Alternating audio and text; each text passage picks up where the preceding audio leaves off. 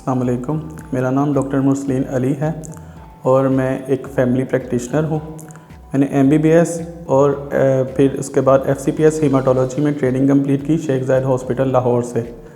Currently मैं as आ family practitioner काम कर रहा हूँ वाल्टन कंटोनमेंट के एरिया में सिंस लास्ट 7 ईयर्स और कुछ पेशेंट्स में एज अ कंसल्टेंट हीमाटोलॉजिस्ट भी देखता हूँ वो एक और सेंटर पे। एरिया ऑफ इंटरेस्ट में मैं एनीमिया के पेशेंट्स और वो पेशेंट्स जिनमें खून की बीमारियां हों बिनाइन लेवल की, उनको मैं डील करता हूं।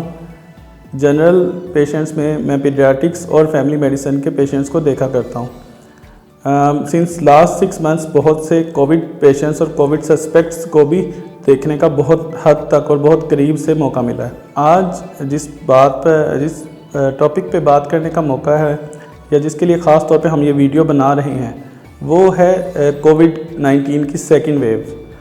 क्योंकि फर्स्ट वेव में हम लोग सभी लोग इंक्लूडिंग डॉक्टर्स, गवर्नमेंट एजेंसीज़, हम साइंटिस्ट वगैरह, ये बीमारी हमारे लिए बहुत ज़्यादा नई थी।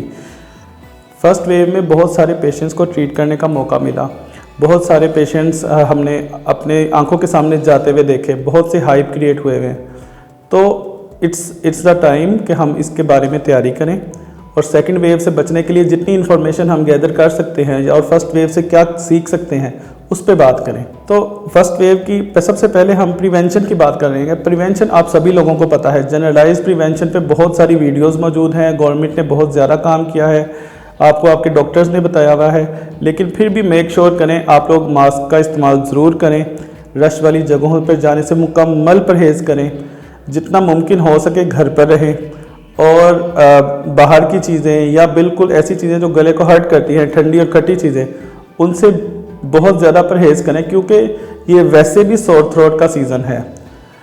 सेकेंडली ये सारी प्रिवेंशन के होने के बावजूद हम सभी लोग बात करते हैं कि कोविड कैसे होता है, क्या ये पाया जाता है या नहीं, या अगर मुझे हो गया तो मैंने क्या करना है।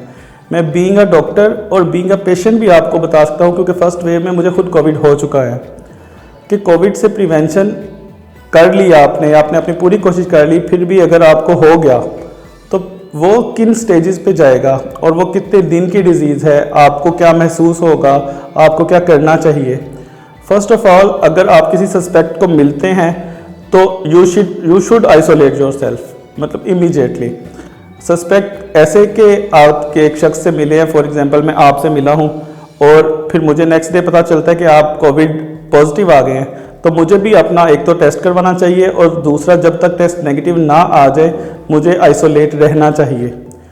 चले फॉर एग्जांपल हमें भी पता नहीं लगा, हमें फिर भी कोविड हो गया, तो ये बीमारी इस तरह से होती है कि पहले 3 दिन आपको ये कुछ भी नहीं कहती, आपको कोई सिम्टम ही नहीं आते।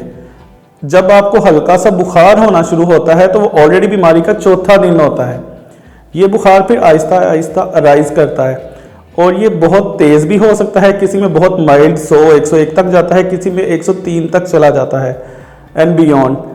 अच्छा, 3-4 दिन फीवर के फेज़ हैं, फीवर असेंडिंग होता है, किसी में बिल्कुल एकदम से कंटिन्यूस हाई ग्रेड फीवर हो जाता है, किसी में बिल्कुल एक नॉर्मली असेंड करता है। ये बीमारी चौथे से 8वें दिन पे पहुंचती है तो ये मोस्ट लीथल हो जाती है। तब हमारी बॉडी का जो इम्यून रिस्पॉन्स है, जिसको हम साइटोकाइन स्टॉर्म है, वो अपनी फुल फॉर्म में डेवलप होना शुरू करता है, कईयों का आ जाता है। ये वायरस इस तरह से काम करता है कि ये आपकी बॉडी के सीवियर इम्यून रिस्पॉन्स को ट्रिगर करता है। जब इम्यून रिस्पॉन्स बुरी तरह से ट्रिगर होता है, अननेचुरली ट्रिगर होता है, तो वो बॉडी के ख़ास तौर पे लंग्स के नॉर्मल सेल्स को डैमेज करता है, जिसको हम नमूनिया कहते हैं। नमूनिया और भी तरह से हो सकता है, लेकिन ये खास तौर पे इस तरह से नमूनिया और डिसेमिनेटेड इंट्रावास्कुलर कोगुलेशन डेवलप कर देता है।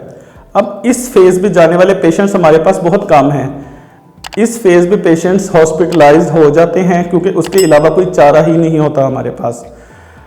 इसके बारे में आपको अपनी जो इस फेज के अंदर चला गया पेशेंट, इनके बारे में बहुत सारे लोगों ने बातें की हैं, फिर क्या होना है क्या नहीं, फिर लोग डरते हैं। इस फेज को जो सक्सेसफुली अगले 4 दिन की फेज, 8वें दिन से 12वें दिन तक की फेज जो सक्सेसफुली निमट लेते हैं वो बच जाते हैं, नहीं तो बहुत से हमारे लोग, डॉक्टर हजरात, नर्सिस शहीद भी हो गए। हम इस फेज से पहले की बात करते हैं, आपने क्या करना है, मैंने क्या करना है जब एक पेशेंट नॉर्मल है, क्योंकि बहुत सारे मोर देन 80% पेशेंट्स इस फेज़ में, यानी कि जो सीवियर फेज़ है, जो जिसकी वजह से इसको सीवियर रेस्पिरेटरी डिस्ट्रेस सिंड्रोम कहते हैं, तो एक्यूट रेस्पिरेटरी डिस्ट्रेस सिंड्रोम कहते हैं, उसमें बहुत कम लोग जाते हैं। हम उससे पहले की बात करते हैं कि कोविड हो गया, पॉजिटिव है, आपको हाई ग्रेड फीवर है, तो आपको फॉर एग्जांपल आप टेस्ट नहीं करवाना चाहते। बहुत से लोगों के दिलों में मिथ है कि मैं टेस्ट नहीं करवाना चाहता।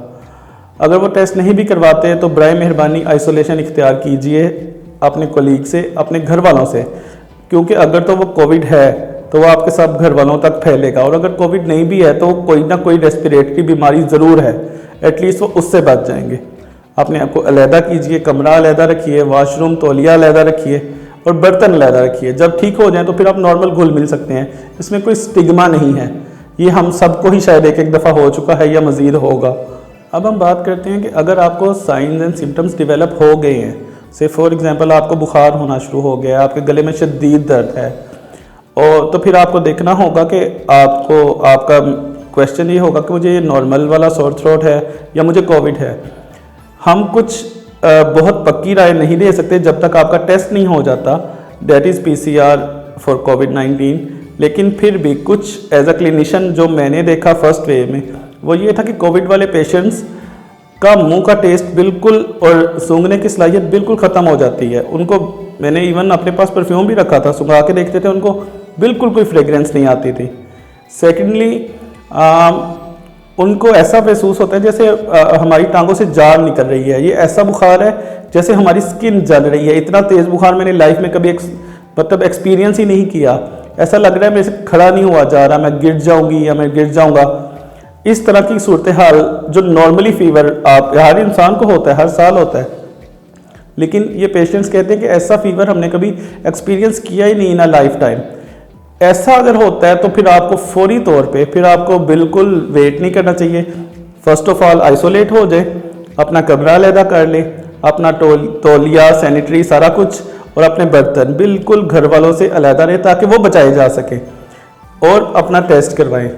टेस्ट की रिपोर्ट आने के बाद इवन इफ टेस्ट में फॉल्स नेगेटिव आने की रेशो भी हमारे पास मोर देन 30% है, क्योंकि इस पे हम बहुत ज़्यादा, हमारी साइंस अभी तक काम नहीं कर सकी, लेकिन बहुत ज़्यादा काम हो भी चुका है। आइसोलेट हों या तो कोशिश करें कि डॉक्टर को चेक करवाएं। नहीं आ सकते, कोई डॉक्टर अवेलेबल नहीं, तो बहुत से प्लेटफॉर्म्स मौजूद हैं ऑनलाइन। ये इंस्टाकेयर एक platform, one of the leading platforms of Pakistan है। ये इस पर ऑनलाइन कंसल्टेशन की सहूलत दे रहे हैं। आप अपने कमरे में बैठे हुए डॉक्टर से ऑनलाइन बात करें, जो दवाइयाँ प्रिस्क्राइब, इसमें बेसिकली हम स्पोर्टिव ट्रीटमेंट देते हैं। कुछ एंटीबायोटिक्स होती हैं, कुछ हम विटामिन्स दे देते हैं। अगर बुखार होता है तो बुखार के लिए पेनाडोल वगैरह दे देते हैं। हम आप पेशेंट टू पेशेंट हर पेशेंट को देख के उसकी कंप्लेंट्स को देख के डिसाइड करते हैं कि इस पेशेंट को हमने क्या क्या ट्रीटमेंट के लिए देना है और कितनी केयर करनी है कि वो सीवियर डिजीज़ की तरफ ना जाए। और हमने मेक श्योर करना होता है कि माइल्ड से मॉडरेट तक रहे, मॉडरेट से सीवियर कंडीशन में नहीं जाता। तो इसका मतलब हमने पेशेंट को बड़ा आराम से, बिल्कुल बहुत ही आराम से हमने रिकवर कर लिया है। मेन फोकस हमारा होना चाहिए, अगर किसी को हो भी गया है तो मॉडरेट स्टेज से वो आगे ना जाए। हाँ, कुछ मिथ्स हैं जो बहुत से लोग भाप को बेचने की भी, भाप वाली मशीनें बेचने की कोशिश कर रहे हैं। मैं ये कहना चाहूँगा भाप की इसमें कोई वैल्यू नहीं है। बिला वजह का पानी होता है, आप वो ना लें, और उसकी कोई साइंटिफिकली प्रूवन रीज़न या साइंटिफिक प्रूवन स्टडी हमारे पास नहीं आई कि स्टीम लेने से कोई ना कोई फ़ायदा हो सकता है। तो बेहतर है कि उससे अवॉइड करें। अपने करीबी मुस्तनद डॉक्टर से रब्ता करें अगर वो ऐसे पेशेंट्स, और मेरा ख्याल है लाजमी तौर पे ये जो हमारे फैमिली फिजिशियंस हैं ये इस तरह के पेशेंट्स को वही ट्रीट कर रहे हैं और बहुत अच्छा ट्रीट कर रहे हैं। और इसमें मैं नहीं समझता कि घबराने की बात है। अगर शुरू से डिज़ीज़ को तरीके से लेके जाया जाए और अपनी इम्यूनिटी को स्ट्रॉन्ग रखें और बिला वजह के टोटके और बिला वजह की गैर मुस्तनद ख़बरों से बच के और कोई छेड़खानी अपने साथ अगर आप लोग नहीं करते तो सीवियर डिजीज़ में जाने के चांसेस बहुत कम हैं। और इंशाल्लाह बहुत से लोग इस दफ़ा हम सीवियर डिजीज़ से पहले रिकवर करेंगे। अभी मैंने बात की कि मेक श्योर करें आपकी इम्यूनिटी बहुत ज़्यादा अच्छी हो, ताकि अगर खुदा न खास्ता कोविड हो भी जाता है तो आप माइल्ड मॉडरेट स्टेज से रिकवर हो जाएं और सीवियर डिजीज़ की तरफ ना जाएं।